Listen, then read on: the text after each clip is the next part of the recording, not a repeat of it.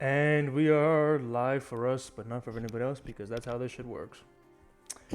Last time, we're not just gonna let's get right into it. Let's just get right into it and make sure that nothing's My scream wrong. was too high pitched to be caught on the mic, but I did scream. Dude, I didn't hear it in my normal Discord headphones. All right, so we're gonna start with the recap. Thank you. Last time, Gotta know y'all eating rice. the fucking pig near my pig trough consuming stuff. All right, so last time on Call of the Netherdeep, the party started separated and recovering from the battles and spells they had cast in the previous session. Although separated by thousands and thousands of feet, both duos of the party realized how damaged they were and had decided to regroup at the Shantaram hideout they had grown accustomed to visiting. After trading some stories between themselves and stressing the absolute quote unquote shit out of question, the party took some time to short rest. It was during this time that Iwo Zalar called for the attention of both Glory and Harson, and revealed to Harson that, well, maybe he wasn't the only one of the party that was cursed with lycanthropy. Glory and Harson had a bit of a hard chat, and it ended with Glory sternly reminding them that telling anyone else of this lycanthropy would be Glory's own doing, and not anyone else's. No one besides Harson and the party knows. After this, the party, tired after days and days of ceaseless battle, returned to their inn and their rooms to rest. But there is no rest for the wicked. And as they sat down to recover for the night, an explosion rang out in Harson's quarters, wrecking and laying fire to a significant portion of the establishment. Glory, who was at the end of the blast, was downed and seemingly up on death's door.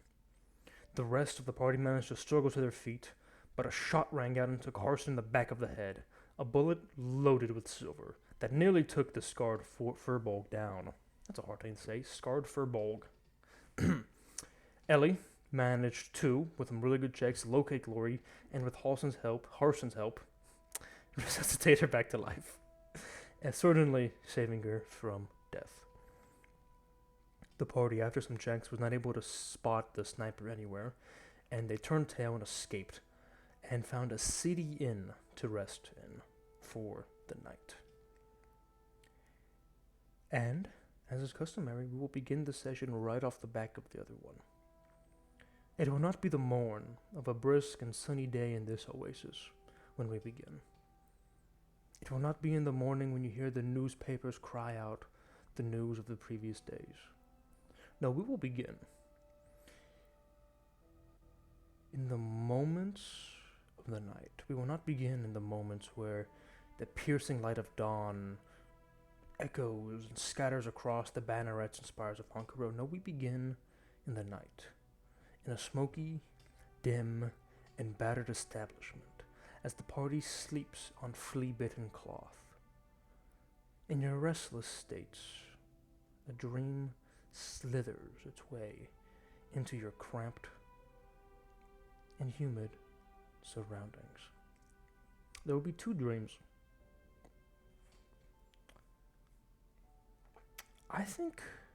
I'm not sure who I want to go with first. I say, rubbing my hands like a flea. You guys know if flies rub their hands? That's what I'm doing. Yeah. Who the fuck sent the Exactly gift? what you mean. Who the fuck was sending the gift for the Indian guy in the fucking beans, bro? The fuck? You guys were sending this the entire fucking time? Yes. Dead chat XD. Oh, dude, I need to drop Trying to Pascalis. make you break, I think. Oh my Yeah, god. that's what I was trying to do. Thank god I did not have Discord open. I was gonna fucking start laughing. No, I figured the second I sent the dude in the beans and you didn't fucking, or the barbecue sauce and you didn't say anything, I was like, yeah, this guy's not on Discord. Thank you. Thank god. Alright, so we are gonna start. I strangely feel like starting with Glory. Oh. Yeah, we're gonna start with Glory. Maybe? Here, if you're gonna do a dream with Glory, should we move up to the theater? If you want, we honestly like you guys are gonna see this anyway. We can just mute if you really want. It's not too big of a difference because you guys are gonna actually. Well, no, we'll move. We'll move channels. Okay. All right, we're gonna head to I'll just drag. I don't want to say the name of the channel out loud. God, this is fucking hilarious. Let me drag. Hi, welcome to your dreams. Why are they called that? What, the name of the channel? Yeah, why are my dreams called this? I changed This it. is what sleep is called. I changed it and I don't know, but it's kind of funny. It is. All right, so as you sleep, you are tugged away from your worries and your stresses and your overall pain and your injuries as you do find rest for the night. And you find yourselves not in a pleasant dream. You find yourself almost in a dreamscape.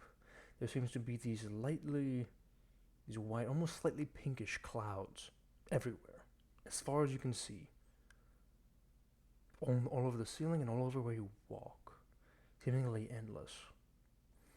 There's a sense of weightlessness to this place, and you find yourself to be entirely aware of what is happening. There's a thud, like someone knocking.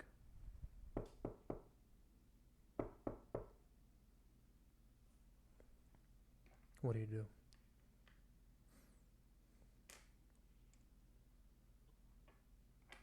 Hello? Anyone there? You hear a muffled voice call out to you. Can you hear me?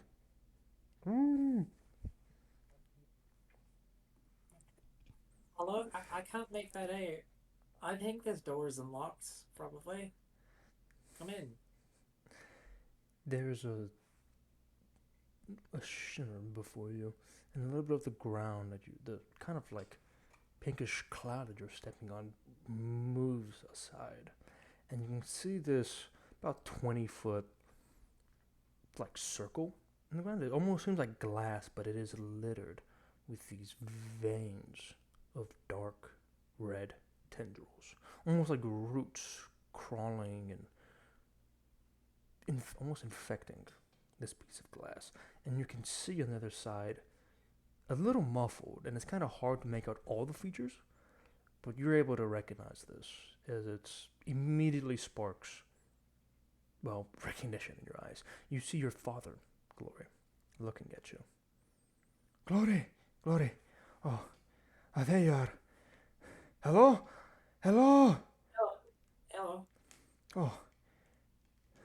He seems like you see him, and now you can see a little bit of his face more clearly. He's still him. He still has those great piercing blue eyes that you have, and he's still that almost like lighter orange, almost blondish tabaxi color. But then you see now, as he puts his hand up to the glass, he almost like he's looking down, but you're looking down at the same time. Like gravity's definitely reversed for him. He's looking down, and he seems like you see his shoulders kind of lower, and takes a deep breath. Oh, you're alive. Good. I nearly gave up on you. Oh, Miguel, where are you? What happened?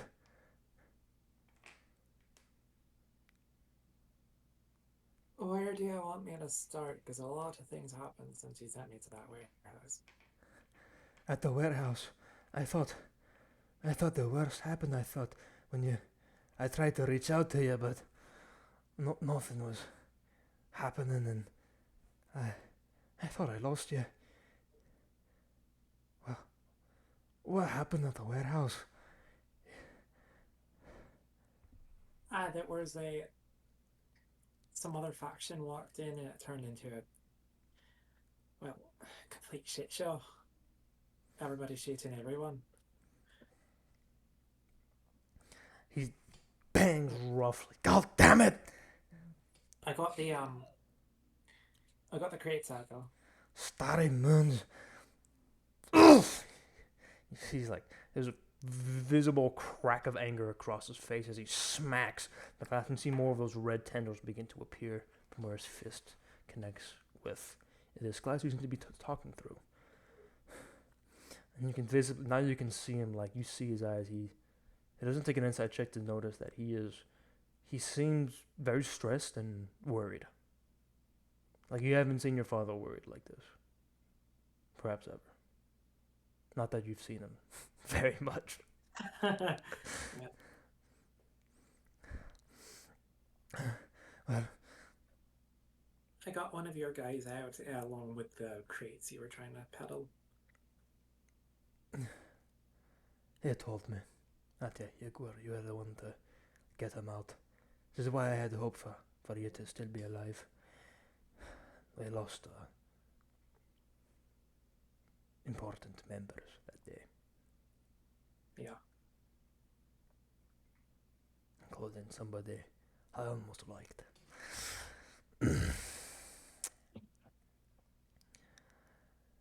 One of our higher-ups didn't return from the warehouse.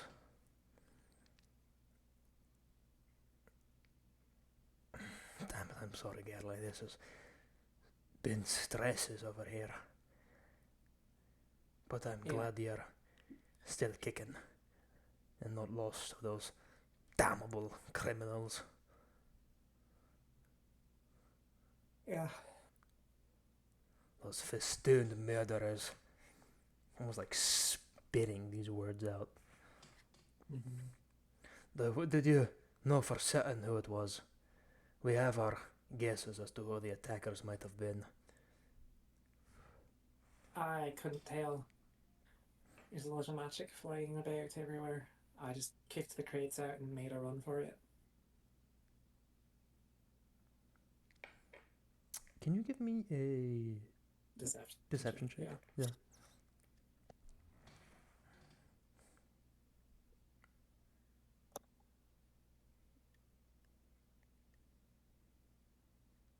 Hen.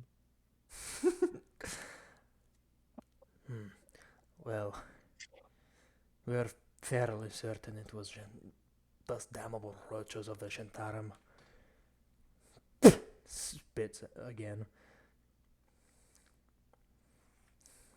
Might have been. What was that? It might have been. Again, I've been seeing patches, but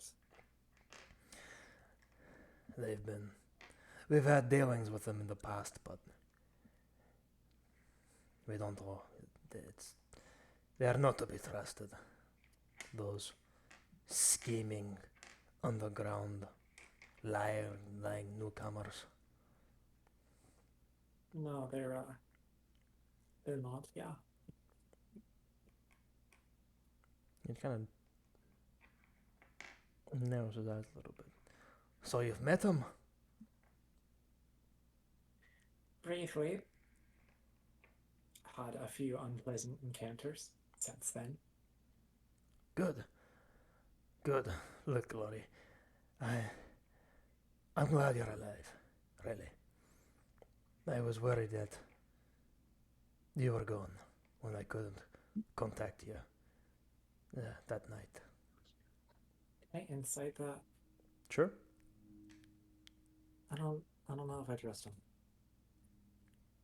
I mean, no, I certainly don't trust him. But I want to know if he's lying about this specific thing. Okay. 24. Hell yeah. The different expertise makes. Holy shit! Yeah, that's a crazy roll. He with a 24, you're able to lie that he is truthful, but perhaps he's a tad overplaying it, and you don't know if it's your paranoia or daddy issues, but you have a feeling that you think he's truthful, but perhaps overplaying it to get at you. you know? Yeah. Look, it's, you hear another, but this time echoing throughout the entire dreamscape that you are. He goes, oh shit. Look, Erlich, I can't stay here. Yeah. It's difficult right now with all the attacks and advancements in the city. But be safe. Don't go near any of them. And look, if you, how do I say this? Look, I know I haven't been the best father, and I'm sorry things went south at the warehouse. Again, you hear that knocking sound. This time it sounds more like thunder or something breaking. But if you want to talk to me again, I'll be in the Suncut Bazaar. There'll be a tavern. First Eclipse Inn. First Eclipse. I'll be there. Mhm. I'll be there at that inn. And I know things went south, but I'm glad you're safe. And you see him kind of move his hand towards the glass, towards your face, as if to like push back a tuft of your hair, or to run his hands through your scars, and then his hand touches the glass, and he realizes he can't.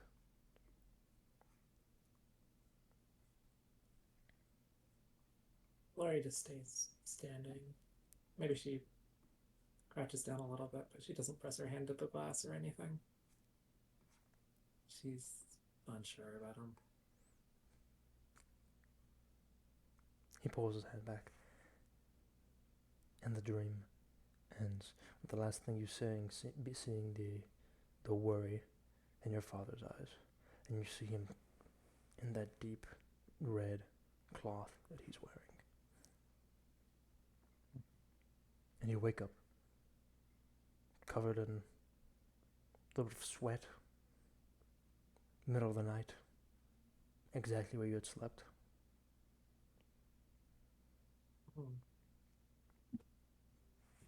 And now, let us go and grab Garrett. All right.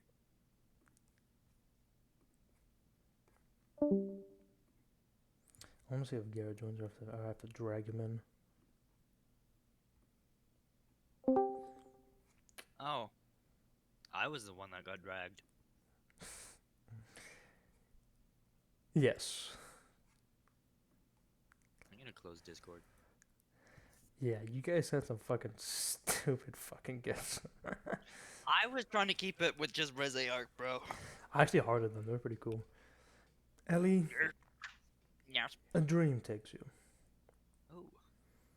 and you find yourself swaying softly on a hammock on a dockside. You hear the morning seagulls crying out. It's bright outside, bright in the early morning, and you can see the wonderful azure waves cast before you. This is it's your childhood home, or something a lot like it. Mhm. You don't know how, but you can tell during this memory that you were young. Young before your life really turned, well, to shit. Good shit. Yeah. You can see in the distance, even from where you're lounging gently, you can see in the distance the figure of your father preparing a small boat. You see him tossing a little bit of lines, gathering a fishing pole or two. You see him gathering two, and beginning to set off before he kind of like puts his kind of looks back at you and does that other thing where you try and like cover the sun from your eyes while he looks back at you. Like shade your eyes. Yeah, shades his eyes, except the sun is behind him, and he stays like that for a while.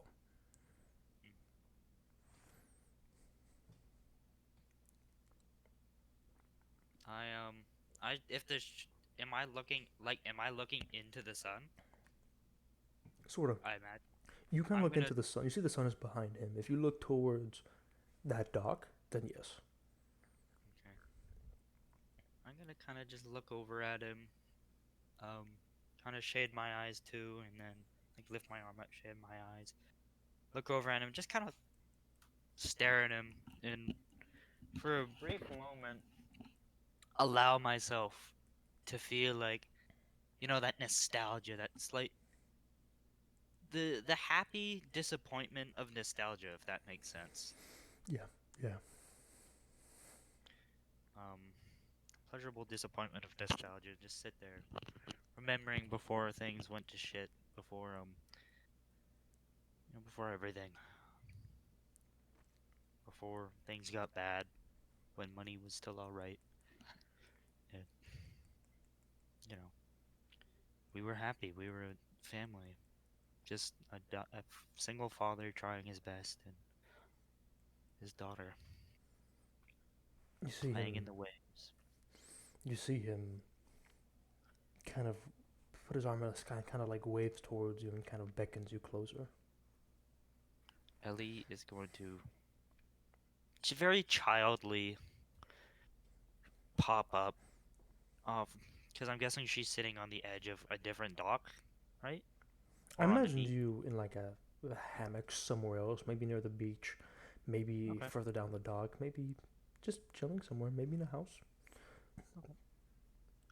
I'll just say she's on her porch right now, because I imagine they probably live near the ocean. Mm-hmm. She's gonna kind of pop off her porch and just kind of run over to her father, arms spread out wide, laughing as she runs towards him. And when you reach him, he envelops you in a great big hug. Ellie returns the hug as the small Mm-hmm. child. And for a moment, you feel warmth. And then he looks down at you and kind of says, "There's my girl. You ready for fishing today? It's a great day for." Yes! Yeah? Yes, yes, yes! I can't wait! I can't wait to go get so many big fish! And he kind of picks you up, even though you know you are. Do you think you would be child sized in this? Um, yeah, probably. Judging how things got bad when she was pretty darn young. Mm-hmm. I imagine she'd be probably the size of a third grader, maybe fourth grader. Okay, okay. Yeah. Okay, I got you. So he kind of like he picks you up and then puts you down on the boat, and he sits down. He kind of hands you like a smaller fishing pole, and then he takes a little row out. And he pushes you off the pier, and then he begins to row away. And then soon you find yourself in like a nice little cove area where the water is a little deeper, but rich and almost crystal clear. And you can see underneath there's all manner of fish like swimming underneath you. You during your travels you see like a great, almost 15-foot green-backed sea turtle that nearly crests the surface of the water, creating a small waves that lap your boat. You remember seeing dolphins in the distance, some that jump out and then almost make their little squeaks and chiming noises at you as you fish by. You remember your father bringing in a whole armload of fresh fish to sell and then to also to eat for lunch and dinner for you all. And then you find yourself at the cove and you see emerging from the water flying out are these wonderful colored flying fish. And as they soar through the sky, their iridescent scales seem to glimmer more brilliantly than ever and give you this real kaleidoscope of light that reflects well with the crystal clear, perfectly cool water.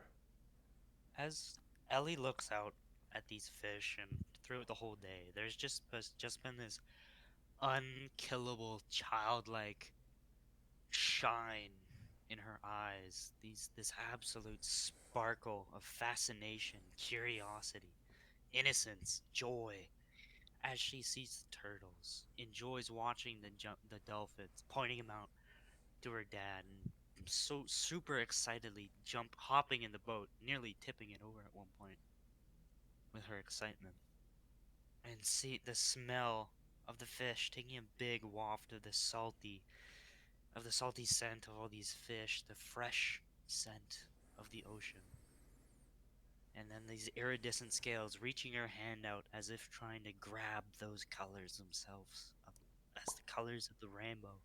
If you imagine oil on water, she sees the iridescent glow and sheen, and she's in awe, wanting one day to be able to possibly catch a fish just like that and keep it as a pet, so she could look at them every single day. This is the time when your father hands you your own fishing rod. And he says, I think it's about time. Why don't you try and catch one of those for us? He I says get to with a catch the smile. fishy. Yes, yes, you do. She's gonna excitedly hop around and walk over to the kind of run to the other end of the dock, plop down, her feet dangling over the edge, and just kind of throw the line like she's seen her father do hundreds and hundreds of times. And it goes, it lands far in the water. And she sits there, waiting, waiting, and waiting for a bite. And it goes, the bob goes down. She pulls, she yanks, pulls, and pulls, really fighting with this fish. As it swims away, she lets it go, and then she brings it back in when it calms down.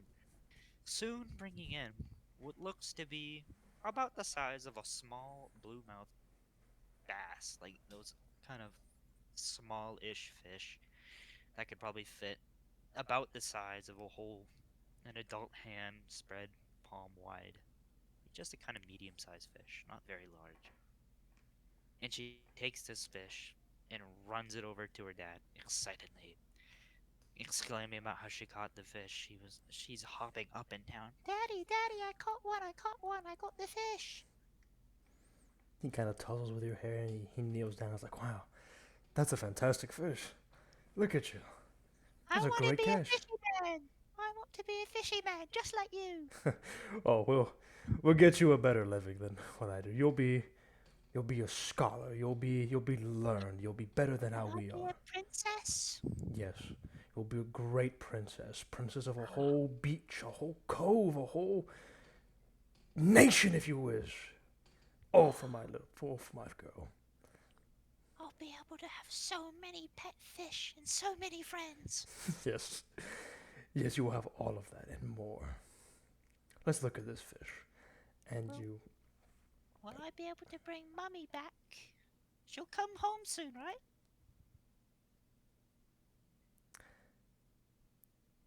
Yeah, she'll be home soon. And Why, I we'll. can't wait to tell her all about my fishing and how good I've got.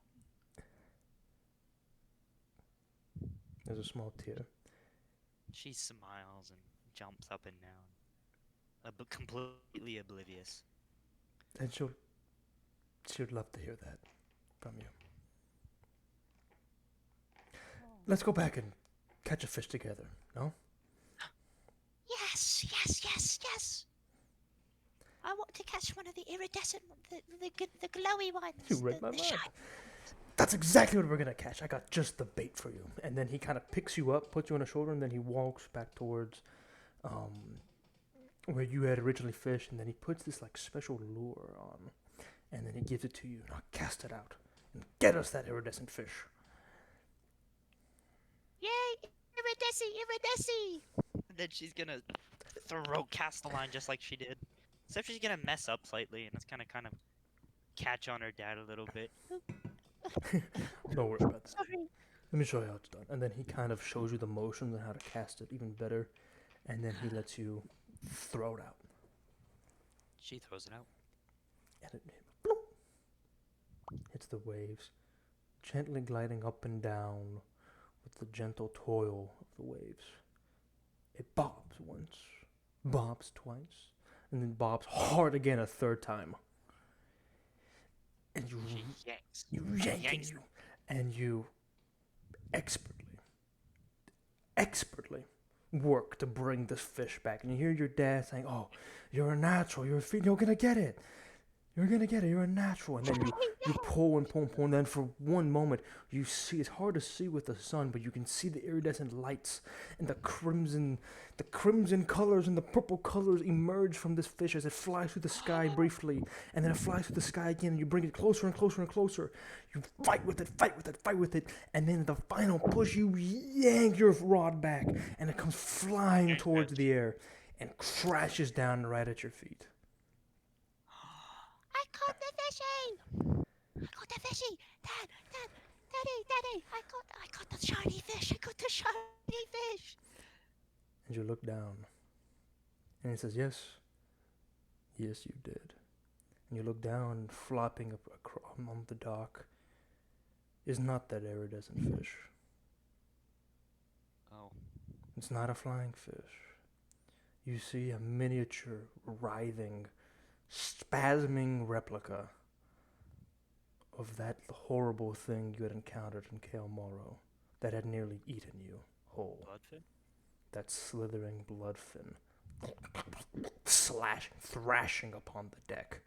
What you mistook for the iridescent scales flying about before color is the dark, ruddy, crimson color of this creature.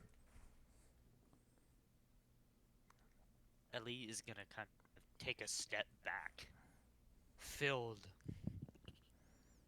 with a fear, unlike just a fear that she doesn't even know where it's coming from her essentially adult self, and reminding her in a way that this isn't real, this is a dream, because she still remembers that.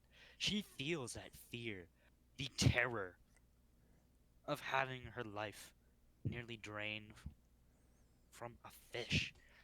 The fish that she used to adore, the fish that she used to survive off of for a living. The fact that it almost killed her, dragged her farther and farther under the waves, ate her alive. Young Ellie touches her side without really understanding why, as if comforting the wound that will be there in however many years' time. And a small tear rolls down her eyes as she takes a few steps back and hides behind her dad, squealing a little bit. He kind of rides on the dock. Shoulders you, and then he says, "Don't worry, I got it." And then he kind of stiffens, and you hear him say in his voice, "Why do you disobey me so?" And he turns back to you, towering over you. You feel yourself almost growing smaller at the sight of your father turning toward you in this manner. And you see his head is perfectly in line with the sun as to eclipse it, so that all you see when you look upon his face is formless, is shadow. And then a single large yellow eye staring back at you, impossibly deep and impossibly large, in that formless void of your father's face.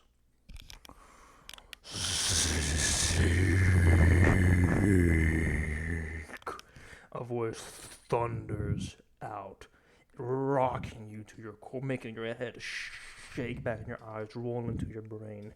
Your father puts his hands upon your shoulders, and still, somehow, his head eclipses that sun, so you can't make out his features, just that formless black with that single large, staring, hateful yellow eye. You're not seeking, he says. Ellie, you're somewhere else. You're transported to the center of a violent storm, the waves rising hundreds of feet, and you have to struggle even to stay on. Lightning scrambles the horizon until all that you can smell is the ozone alight with the spray of the waves. The ocean is dark and ruddy and restless and stormy, and the clouds are these fields and fields and fields of ceaseless gray. I don't. Ellie is gonna just, as you said, fight to just even stay on, kind of maybe even duck down a little bit, kind of hunker down into the hull of the ship, of the body of the ship a little bit, make yourself smaller, praying. Is this like a sailboat? Like, does it have a sail on it that I have to control? It can be, but it's a small boat, very very small, probably for like 2 or 3 people. Okay, so it's probably more like a rowboat then. Yeah, So yeah. she'll just sit there, holding the oars near her, not even trying to make any distance, as she just tries to fight to stay upright, fight to be alive, fight to exist in this storm. You hear your father's voice, and suddenly, that same figure that is your father, but not the face of your father, is before you. I don't want to keep punishing you, he coos softly. But you must. You must seek. You're not here to play dress up. You're not a girl anymore. More will be explained, but you must remember to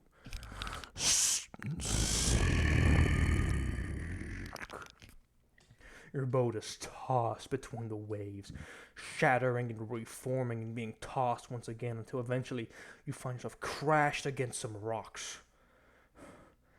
And then here, it's odd. You're against the craggy rocks and you're almost thrown against it, but you find yourself sticking to the wall. But that's not right. You're able to move, and you sense that the wall is now down as gravity has inverted, and you find yourself laying now on those craggy, cutting, sea-tossed rocks. Am I moving like gliding up and down the rock almost? No, it's almost like the waves have tossed you and your boat on the rock, and it's like shattered and everything, and now your like bottom is the wall of this craggy rock. Oh, so kind of like what was once down is Is now now like upright? Yeah, yeah. Okay, okay. And I'm against the rock you said, not the boat. No, the boat is shattered now. It's just Okay. planks. Ellie feels the grinding of this rock against her skin. Like, if you can imagine, like a really rough granite almost. Just digging, or concrete, like really rough concrete. If you've ever gotten like fallen off a bike and absolutely just scraped your arms or whatever. You know what I mean? Like Yep. on the road, Mm-hmm. like that kind of rough, really rough texture, like almost like I said, the concrete on a road, like Yep. absolutely just rough, not smooth at all, just tearing up her skin and her arm. She can feel the blood. She can feel it cutting into her arm as she sits there, and she screams and screams, yelling at the waves as the waves crash into her, entering her, entering her mouth, entering her mouth, entering her lungs. Though she doesn't cough, unless she does. Does she cough? Can she breathe water in the dreams? I'll say a little bit, but it's still like a shock to you. So this water enters her lungs. She can feel that. She can feel the pressure and the pain of the signals in her brain telling her you have water in your brain. You're suffocating. You're suffocating. You're suffocating. But she can still breathe. So she has that constant state of panic and pain as she grinds against this rock. Has the unending feeling of consistently drowning as the water crashes up against her and fills her lungs. She can still breathe, but she feels like she's suffocating. And she's just generally not having a good time. Her glasses are nowhere to be seen. They've got wiped off her face You minutes ago. feel She can barely see, you but feel the the only thing she waves can. Oh, go ahead. pull back so that you are laid just bare across the rocks, and you hear that voice thunder out. Seek. Do I see the eye? You feel its presence, but you cannot see it. Okay. And then you see the ocean that was tossing you earlier, all of that water. You feel a drop on your face, and then another. And then a gentle rain as water begins to flick upon your chest, your thighs, your face, all over your body, and then a little bit harder than a torrent. As all of that ocean is gently arcing towards you. Like a tsunami? Yes.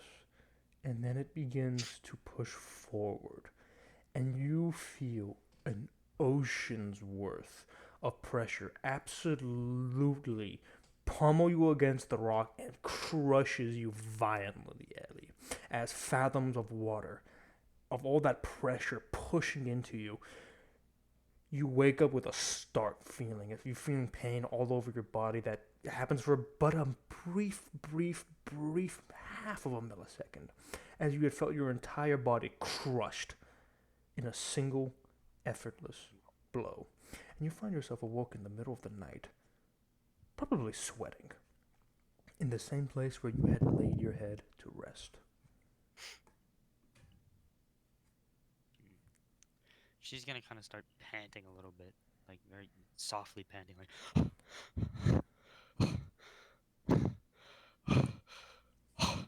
She's gonna kind of slowly, shakily reach a hand up to the silver dragon pendant that she wears. Feels the cool embrace, almost the cool warmth, if that's one way to put it, of this pendant. The one thing that she chooses as comfort as she holds this pendant, some odd connection to it. And then she reaches slowly, very shakily, other hand to her face.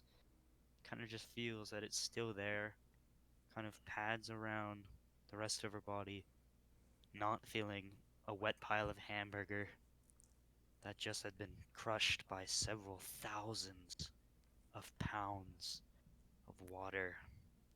Several thousands of pounds all at once, several atmospheres, the weight of the entire ocean, the weight of the world crushing, crashing into her in a mere moment. And she cannot believe she's even alive as tears stream down her face. She lays back down, looks up at the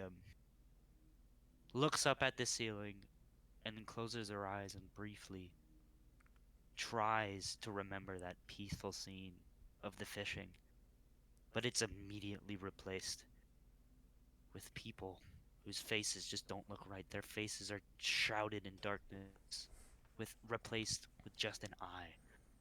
The fish, they sit there, not swimming beneath the waves, but staring at her. The blue crystalline water is replaced by a dark, murky sea with a bright yellow glow of a single, massive eye, as all that she had held dear, all that nostalgia, is immediately wiped away like a stain on glass, like blood on the water. There's a drop, and it is wiped, it is erased. And Ellie folds over, looking at the area she finds herself in, surrounded by these fat fucking halflings, in in a in a shitty inn in the middle of nowhere. She's nowhere near being the princess who owned the coastal town kingdom that she dreamed of. She feels like an utter failure. The one word that comes to mind as she rolls over and cries herself to sleep is the same word that she has written in her own inky blood thousands of times. Parasite.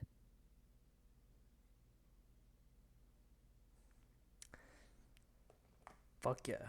Holy shit, that's awesome. Okay, so we're gonna rejoin, Okay. and we are gonna have our little morning. And we're back. We are back. Well, it only took you 40